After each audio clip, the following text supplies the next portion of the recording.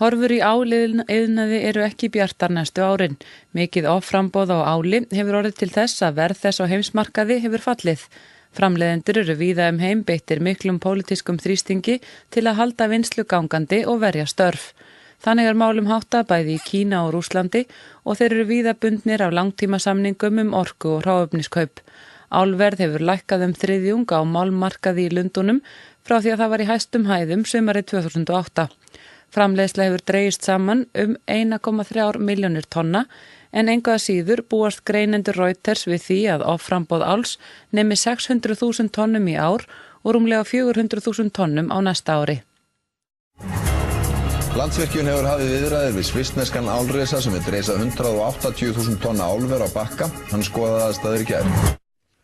Álver á Bakka aftur komið til skoðunar og hefur Landsvirkjun hafið viðræður við svissneskt fyrirtæki sem vill reisa 180.000 tonna álver við Húsavík.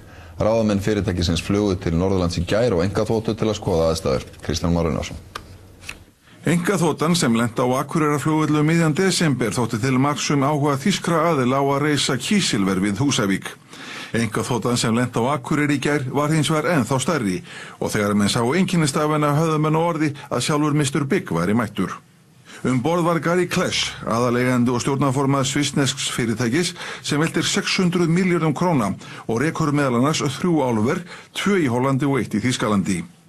Klesch kom til Íslands ásamt einum forstjóra sinna til að kanna möguleika á að reisa 180.000 tonna álver og ræddu þeir á mánudag meðal annars við fulltrúa Landsvirkjunar, Landsnets og Skipulagsstofnunar sem á við 2 ráðherra og í gær funduðu þeir með ráðamönnum á Húsavík.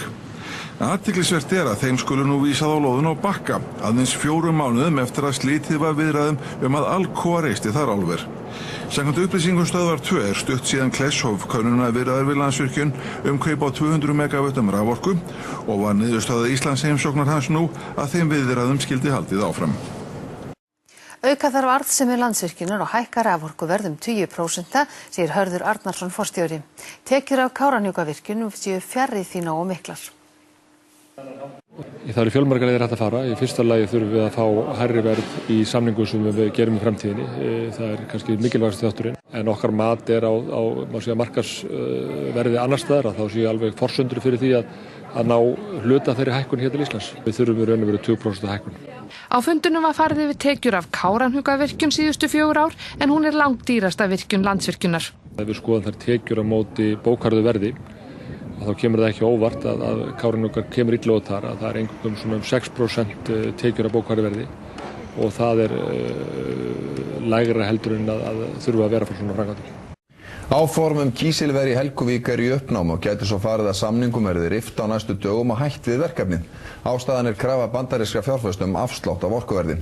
Kristján Már Unnarsson segir frá. Til stóð að 150 manns fengju vinnu við smíði kísilversins sem átt að hefjast í Helguvík í fyrrasumar. Það bólar hins vegar ekkert á framkvæmdum. Íslenska kísilfélagið að stærstum hluta í eigu bandaríska fyrirtækisins Globe Specialty Metals. Fyrirvarar voru í samningunum sem undirritaðir voru fyrir ári og á grundvelli þeirra hefur kísilfélagið 4 sinnum fengið frestað fullgildingu orkusamningsins við Landsvirkjun og HS Orku, fyrst frá 15. júní til 15. ágúst í fyrrasumar, síðan til 15. október í haust, svo til 15. desember og síðast fekk kísilfélagið frest til 15. febrúar til næstkomandi miðvikudags.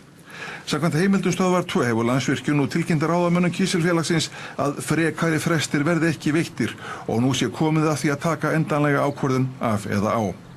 Glóbmenn hafa svarað á móti að þeir treysti sér ekki til að hefjast handa nema orkusamningurinn verði endurskoðaður. Bæði vilja þeir seinka afhendingartíma orkunar vegna tafa á verkefninu en einnig vilja þeir afslátt frá orkuverði vegna verðlækkunar á kísil.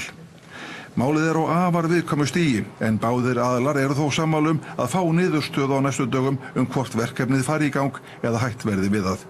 Hvorugur aðili fæst þó til að staðfesta að málið sé í þessum hnút. Magnús Bjarnason, framkvæmdastjóri hjá Landsvirkjun, segir það eitt að Landsvirkjun hafi unnið að því með íslenska kísilfélaginu og Globe að leysa mál sem upp hefði komið og það væri augljóst að efnahagsástandið í heiminum hefði ekki orðið til þess að hjálpa þessu verkefni.